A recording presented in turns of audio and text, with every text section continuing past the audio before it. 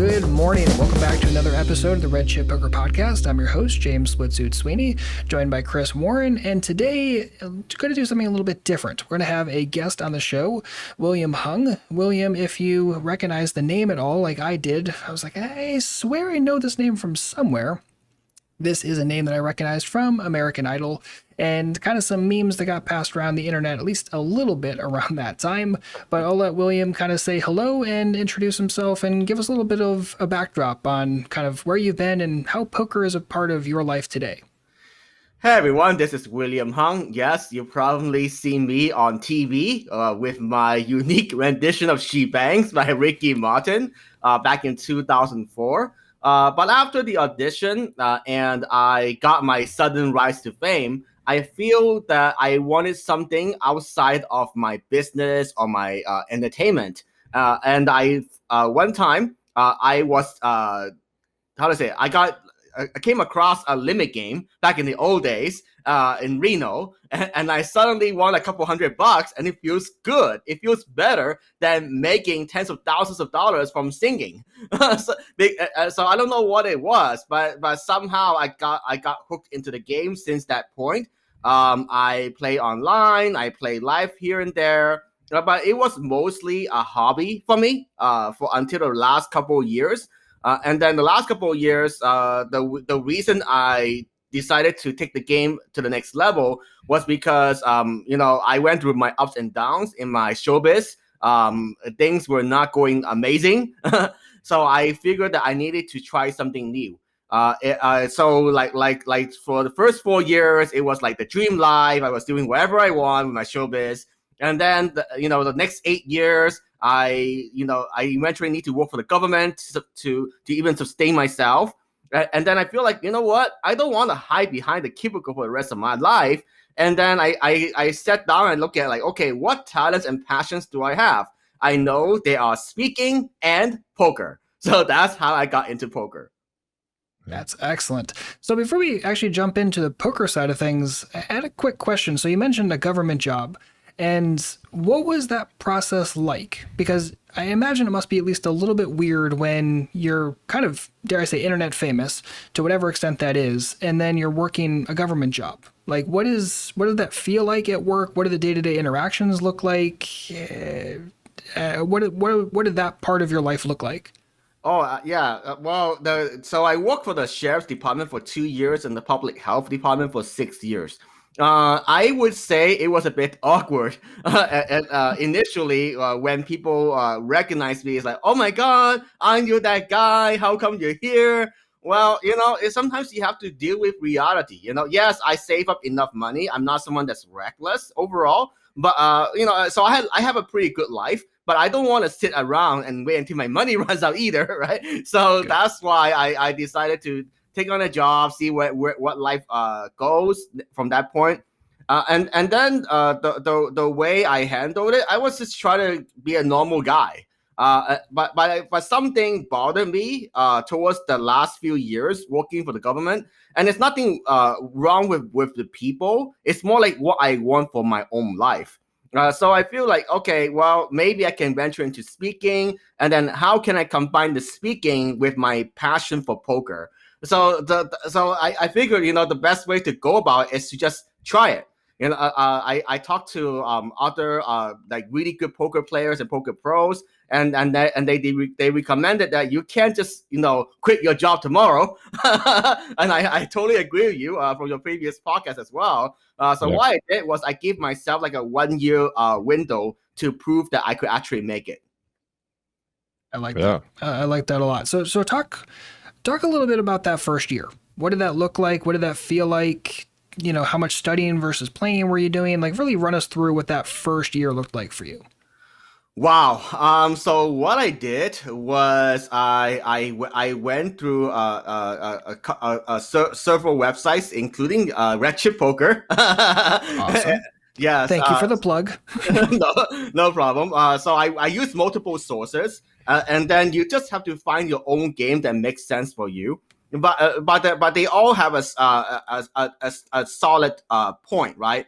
So without getting too much into that part, but the overall idea is that you can't go crazy, right? You need to have a solid fundamental game to make it nowadays. And then from that point on, the hardest part for me is to stick to that strategy. So the strategy to win in cash games, low limit or mid stakes, is not rocket science. Yes, it takes some time to get the work, put the work in to get to that point, but it's not rocket science. You know, a few weeks, a few months, you could get there. The hard part is executing the strategy consistently, even though when you're losing or sometimes you're winning. Sometimes you're winning, you feel like, oh my God, I'm overconfident. I could do whatever I want. And then when you're losing, you feel like, oh my God, what is this? What is this hand chart? What is this C betting thing? You know, it's like, does this actually work? Yeah, we all experience that when it's like every play, everything you're doing just seems to be going wrong. I see a lot in our Discord where just, you know, someone's really dealing with the brunt end of it, and they're just like, everything I'm doing feels like it's going wrong, and that's really when your perseverance and your mental toughness kicks in. And I think that was one of the things that was so exciting to talk to you about. Is just, you know, I think you've had a very successful career, but it was not easy. And I guess my perception is almost like, you know, in business and poker, the amount of toughness you're willing to deal with is kind of the amount of money and success you tend to have. Yeah, that's a good way to look at it, because you know, you choose your version of hard. Everything is hard, right? Living paycheck to paycheck from my government job is hard. Studying poker and playing a game consistently is hard, right? Running your own business and creating the future you want is even harder. So which hard do you want to choose? Correct. Could not. And you have to choose hard. Because, like you said, life is hard, and if you're not willing to look at life as a series of obstacles that are difficult and overcome them, then life will swallow you, or you do nothing. And I think doing nothing in life is like the worst thing you could possibly do. I've heard the saying, you can choose hard now or hard later, right? Yeah. Yep. So Chris, you run. So one of the things that really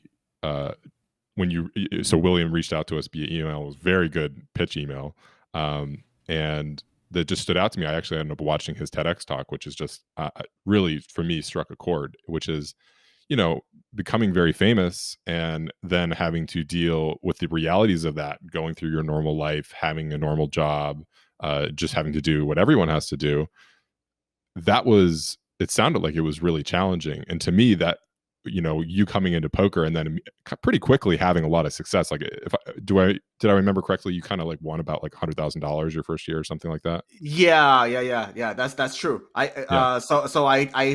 tracked about over like 1,500 hours in the first year. It's crazy considering I still had a full-time job. I was literally putting in 20 to 30 hours a week outside of my job to get to where I want to be.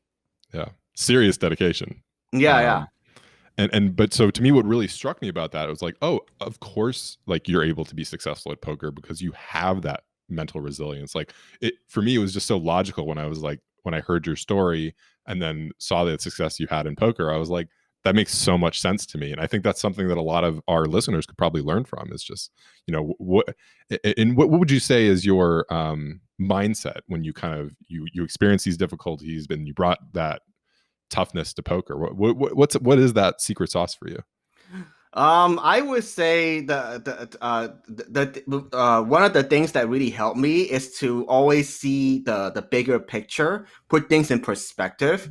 Like when things are not going well. I mean, I even this year, it was a rocky year. I had a good January. I had a bad February, really bad, like one of my worst months. Okay, March, and then April is getting better, right? So when I put things in perspective, it's like, oh wow, I am grateful that I can play the game that I love, you know, as a source of income. Let's put it that way, right? I don't want to say this is my only income because that's way too much pressure. I don't recommend that for anyone. So I agree with one of your previous podcast episodes. But, you know, it's a significant source of income, and still, you know, it's something to not take for granted. Like when people see me like losing buy-in after buy-in, kings run into aces. What I say is that if I could afford to lose money at a poker table, my life is not that bad. Yeah, it's great perspective. I mean, really, there's so many difficult lives. I mean, like you said, if you're able to sit down in America and lose a couple $100, even $1,000, like yeah, that's a terrible feeling in the moment, but I mean, in the grand scheme of things, you're one of the richest people to ever live in this world. Yeah. Yep. So talk a little bit more about that first year. Did the success kind of come right off the bat? Did it kind of gradually build up to, 6 figures your first year? Like, what did that first year look like from the results perspective? And what kind of work were you putting in on the side? You mentioned playing like 20 to 30 hours a week, which is awesome, but talk a little bit about like the studying and what you were doing to improve during that time. Yeah, so what I did, what specifically, I hope you don't take it personally. Yes, I do study Redshift, but another important resource that I used was actually Crush Like Poker. So I used both of these as my main study sources. And then what I did back those days when the pile solver were not like to this like so advanced now, it's like it's so accurate. I used Flopzilla. I play around with Flopzilla. I just try to understand like how often does my opponent have it, right? Because that's one of the biggest fears as poker players. It's like you either on doing something too much or too little. Because some people you think like, oh my god, monster under the bed. Here we go again.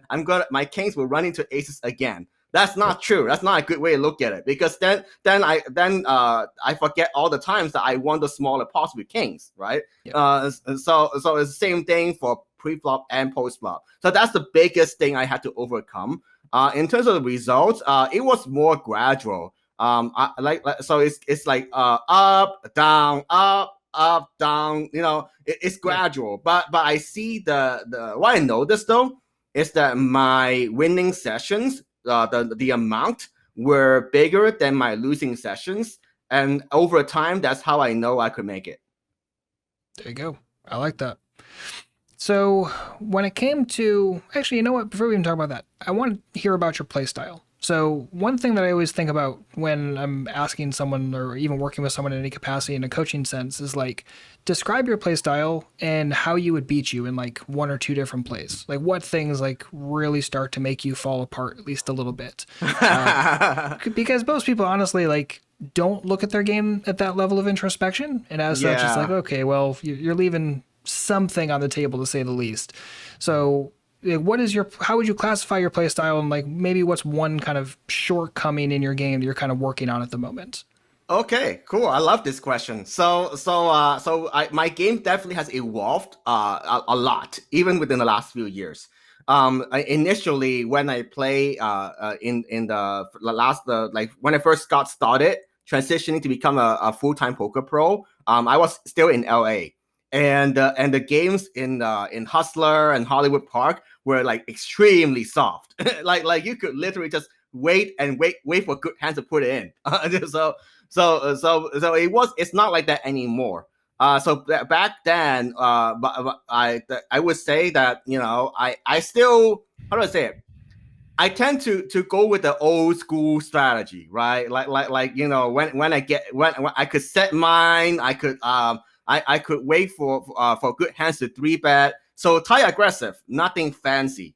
But over time, I noticed that the games got harder. That didn't work so great. I wouldn't say I was losing, but I noticed that I'm not winning as much. The variance is starting to go higher. I have bigger downswings. That's how you know that your game needs to improve. So what I did from that point forward, I studied another program called Overnight Monsters. You might have heard of it, but in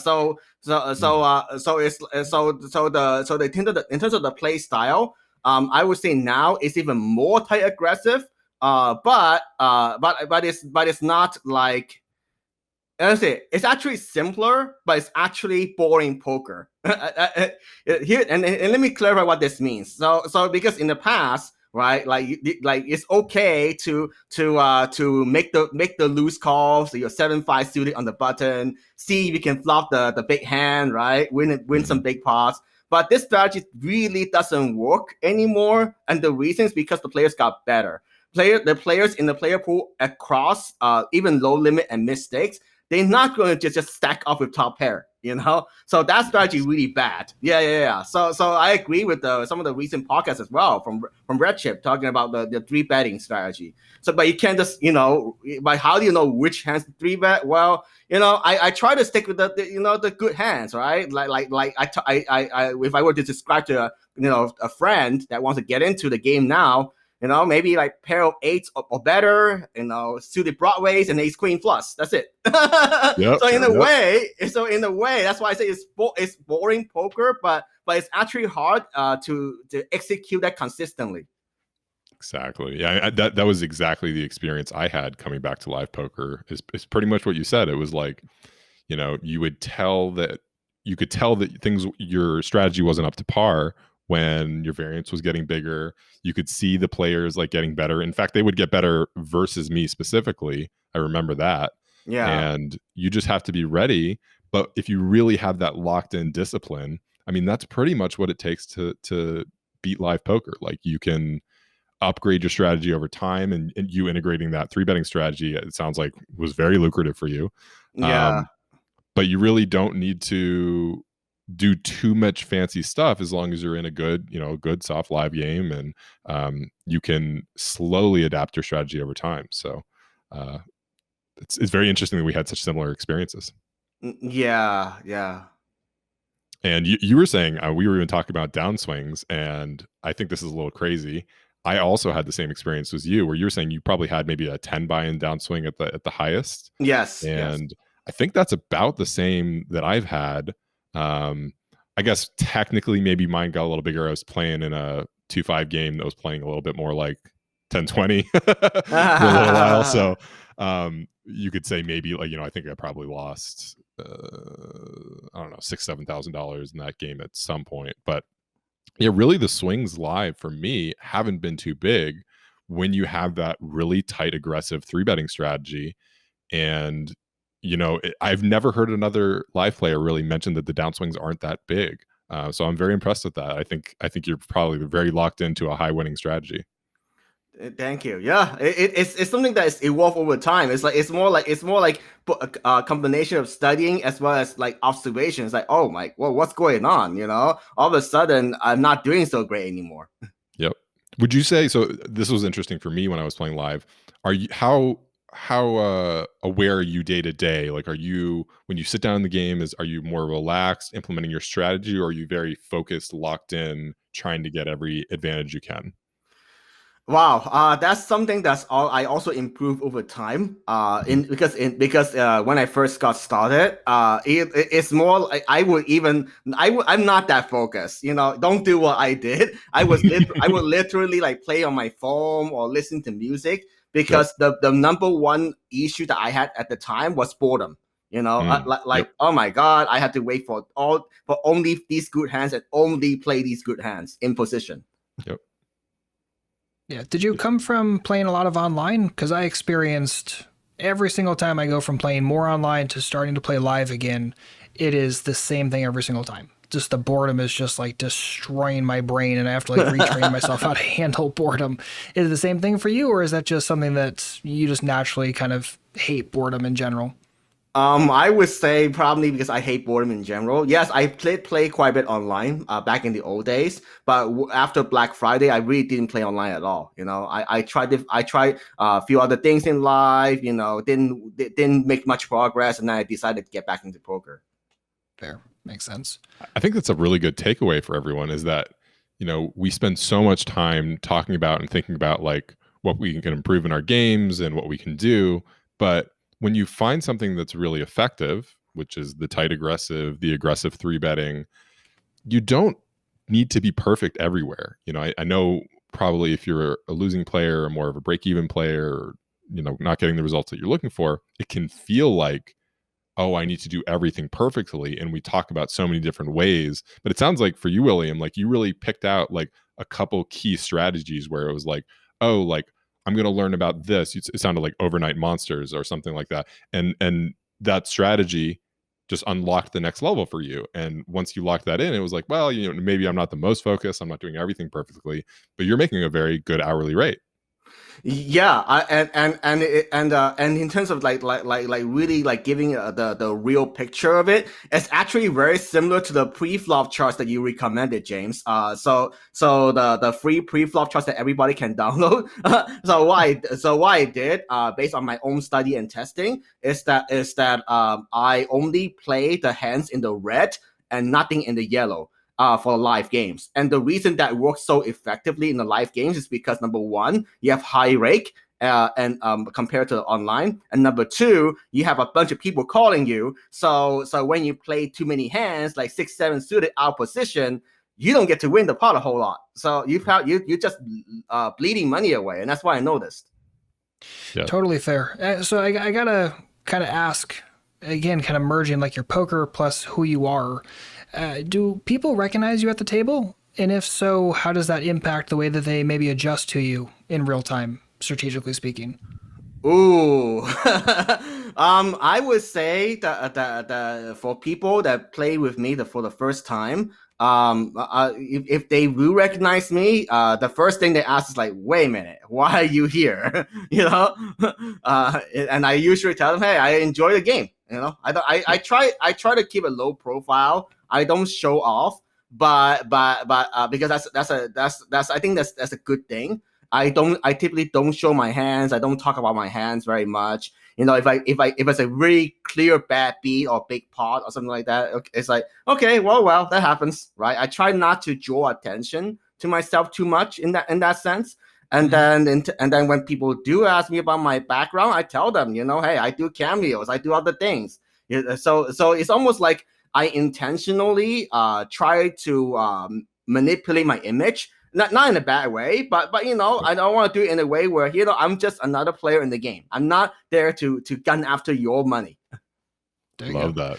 Yeah, I very much relate to that. It's fun talking to another real serious live player where I just feel like so many of the things that you're talking about are just things that I experienced. You know, obviously no one recognizes me at the table until they've played with me a lot. But yeah, very much the same thing. I very much want to just be a part of the game. I want to sit back a little bit. I don't necessarily need to draw a lot of attention to myself. And I think that's a very good position as an advantaged player, because you don't want to draw attention to what you're doing. You don't want people thinking about the strategies you're using, maybe how much you're winning or whatever, because it's an intrinsic disadvantage. So even as someone who's very recognizable, it's interesting to hear that same type of approach. Yeah, and the other interesting thing is that there are a small number of people that goes one way too much or the other. Like there's a few people that over fold against me. And then there's a couple of people that's out to get me, literally out to get me. Like they would cold call 3-bet with 8-10 suited or pair of sixes. You know, they should never cold call, right? They know, but they think they can over bluff me, so they want to get me that way. Yep. And do you think that's because of your celebrity or your knownness, or do you think that that's because they view you as being maybe a little too tight and they're trying to strategically take advantage of you, or that maybe they don't really know the game all that well anyway and are just gunning for no damn reason? Any indication on which one it might be? I would say a couple of the regs in my pool. I won't mention any identities, obviously, but they probably think I'm fish, or they think that I'm weak tight. Yeah. Okay. Yeah. Fair enough. Yeah. I think always the best position to be in as a tag is when someone's really gunning for you and you're like, I'm just playing tight and straightforward, and you're gonna impale yourself on what I'm doing. Pretty much. Yeah, it's actually funny. Like, if people recognize you as maybe a celebrity or from whatever, I think they're more likely to tell you at the table, which I think is interesting. Whereas most of the people that recognize me, and I've gotten recognized more over the last few years, they tend to, like, as I'm leaving the table or as I'm using the restroom or taking a quick walk, then they like step away from the table and say, hey, you know, thanks for the YouTube videos or whatever, the podcast, which I always appreciate. But I'm like, why didn't you tell me that at the table? Because then I would have known you know who I was, and I could strategically do different things. Like, you told me too late, man. So I think you're kind of in a privileged position where if someone recognizes you, they're more likely to let you know, hey, I know who you are, which I think is, it just creates a different dynamic that I don't think most people are ever going to really run across. But it's interesting when I do run across it. So it's a unique situation you're in, to say the least. Yeah. I am very uncomfortable with the idea of anyone recognizing me, which I guess is a bad thing given that we're doing this. But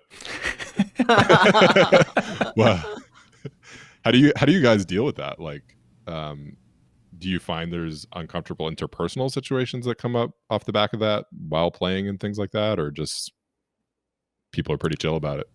I'll let William go first on this one. Well, the other factor that when I'm somewhat well known in the outside world and sit down at the poker table is how I handle myself. Right, I had to be really careful, not just handling like bad beats or big winning days. Like when I have big winning day, I don't talk as much. I try to be very careful not to be the chattiest player on the table, because then I'm drawing negative attention and people would like a big target on my back. I don't want that, and then the other side is like, how do I handle conflicts? Recently, I had a conflict, and because the player, he wasn't. I wouldn't say it's like he did something deliberately bad. But what happened was in that particular part was like so it's a technical issue, right? So I raised, the guy went all in, and I called, right? Whatever. The cards are irrelevant here. So what happened was the dealer he didn't count the chips correctly. He thought it was only 200. I only owned the guy 200, right?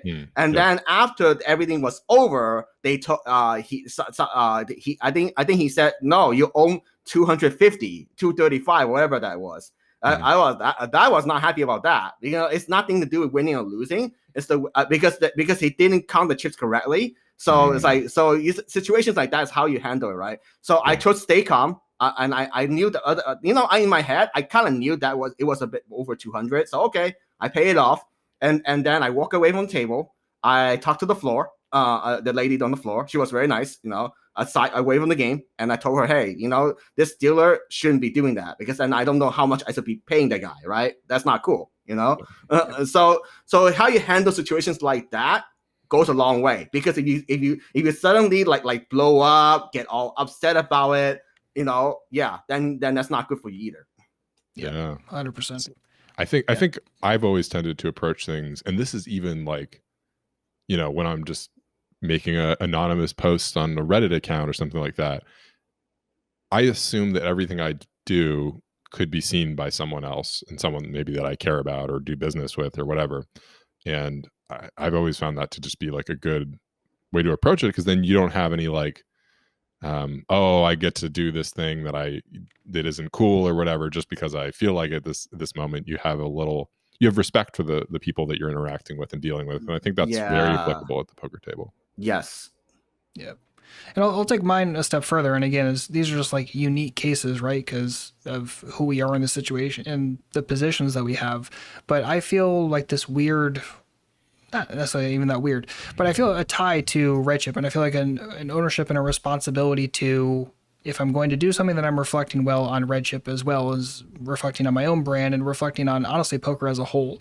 So I really do feel like responsible for, like you guys said, the way that we interact when things go poorly, be it downswings or be it like weird technical things. Like I've also gotten floor screwed and dealer screwed multiple times, and how you handle that I think is really, really important and telling. And I just think like, okay, if a red chipper were watching this right now, like, would they be proud of the brand or would they hate the brand?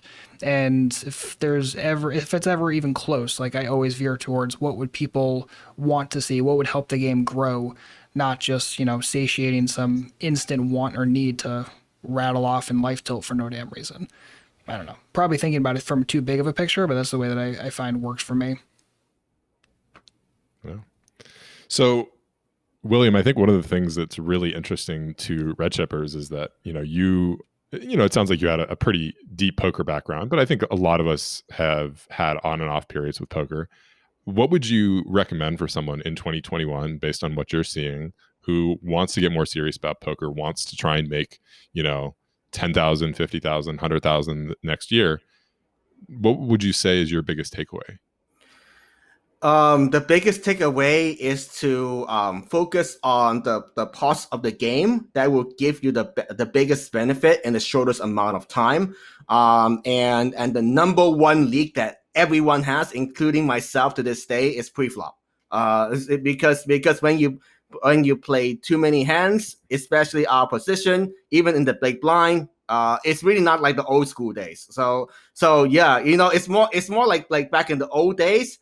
You could afford to just you have a lot of margin for error, but now it's more like very like you have to make fewer mistakes than your opponents, right? So pre-flop is definitely number one, and then getting down a solid a betting strategy, something like small betting strategy in position with a variety of flops, it will be the next. So those two things together, and then you execute that strategy consistently, should be good enough. Yeah, I think that's great advice. It's you really don't need that much, and if you can, like exactly as you said, identify those key inflection points, and maybe custom for your game may play different than the average game that's talked about. But if you can identify those key strategies that are going to put you significantly ahead, that's mostly what you need, and then you have to make sure you're doing it. Yeah, cool. Exactly right. Chris, any more questions on your list? I know you had thought of a couple questions you want to fire through today. Well, I think we could always talk more about just, I really resonated with your story so much when you just talked about the challenge of like going from the entertainment world and having to deal with people recognizing you. And then, or I remember when you were talking about teaching in your TEDx talk, where you were talking about like, oh, the kids would like sometimes just not listen to you no matter what you did or how well you were teaching. And that can get, I think that's very similar to a poker downswing in a way, where it's just like these factors that are outside your control. You're doing your best, but the world is not rewarding you. Yes. So yeah, maybe can you tell me a little bit more of like where do you think you got that toughness? Because it seems like you almost had it intrinsically. Whoa. I don't know if it's intrinsically. It's more like a combination of many different life experiences. Besides American Idol, I remembered even back in middle school, I got sucker punched by a Hispanic kid, and I didn't want to just punch back or make take revenge of him or whatever, right? Like I chose not to do that. So that's all the something that sticks in the behind of my mind. Like, okay, how do I want to approach life? How do I want to approach adversity? Another thing that's outside American Idol that happened to me is I went through 2 marriages and divorces. That's also not a fun time. It really hurt me both emotionally and financially. But now I learned that, hey, I need to know what I want in my life before, dedicating my life to a marriage. So things like that, right? Like when you've gone through events like that, you realize that, whatever happens at a poker table is not that bad. Yeah, I really resonate with that because, I think something that I see is that there's so many people who are so afraid of consequences that they don't go out there and do things. And, obviously with you, like, you went out there and did something and it, people reacted really strongly and negatively and positively. But having to deal with the negative side of that when you tried something, like you just went out there, you sang your song and having that like crazy overreaction, I think, but you dealt with it and you pushed through it and you created a very successful your life off the back of that. I think that's such a good analogy for everyone, where you really have to live your life. You have to make those decisions. If you just avoid risk, if you're always afraid of what's happening, you miss out on so much opportunity. And that's just, why I really resonated with what you were saying, is I could just see someone who really went after what they wanted in life and didn't worry about what other people were going to do, or was able to deal with the consequences of how maybe people would react to that. Yeah, I totally agree. I mean, I genuinely love the game of poker. One of my mentors asked me like if money and resource is not an issue, what would I be doing? I could genuinely say I love the game of poker. I try other things. I try other mobile games. I try other ventures, but I don't have that same natural deep curiosity and passion for that.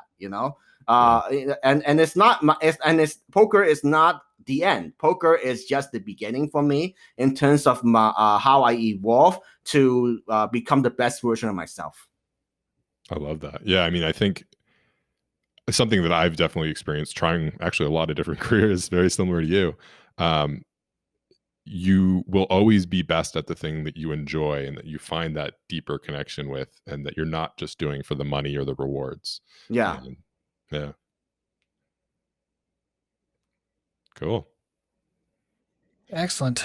So, William, any last minute thoughts or things that you think the audience should know? Any insights you can give? Any last minute gems?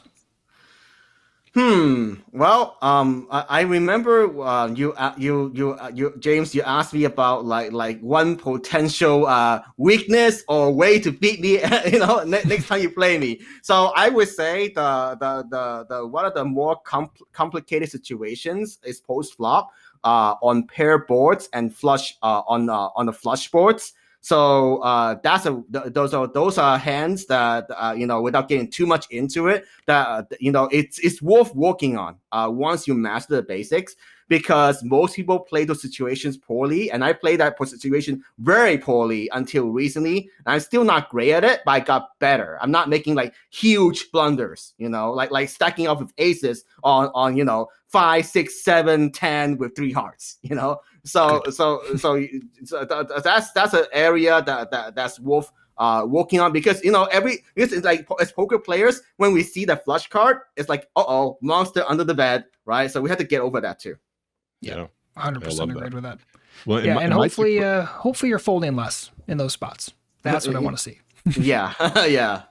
Well, what I was going to do is connect that back to kind of what you said, where you're really, when you're trying to build that win rate, and you've built a very significant hourly, you start with those key strategies that you have, but then you want to look at what are the areas where I make the biggest mistake. And if I can take a real big mistake and make that a smaller mistake, that's a very, very lucrative way to improve your game and improve your win rate. So yes. 100%. And very good, by the way, that you've been able to dial it into specific textures instead of just like some broad spot, like out of position post flop, which is just far too broad. The fact that you're looking at, specific textures, then you can really dial in, go back to using Flopzilla, like you mentioned earlier, and really start hammering that spot out. And ideally, probably folding less. I think most people fold too often, especially on paired boards, or when, paired boards and when flush draws fill, I think people get a little too tight. So I like the fact that you're trying to find more spots to be able to continue profitably there. Yeah. Excellent. So, William, as we're kind of wrapping up here, where can people get in touch with you and contact with you and stay up to date with you? The best way is Instagram at williamhung.co. Perfect. Excellent. And will you be on the Red Chip Poker Discord in the near future? Yeah, I'm already on it. I'm going through some of the materials. Even though I haven't really interacted yet, I'll definitely get in there real soon. Excellent. Perfect. Well, thank you so much, William, for joining us today. And if you'd like to join us and William at the Red Chip Poker Discord, you can always do so at redchippoker.com/Discord. It'll take you right there. Totally free to jump in and join and start chit-chatting poker with us. And if you need anything at all, have any questions, don't hesitate to let us know either. Otherwise, thank you so much for listening today. We'll see you back soon with another episode. And in the meantime, good luck out there and happy grinding.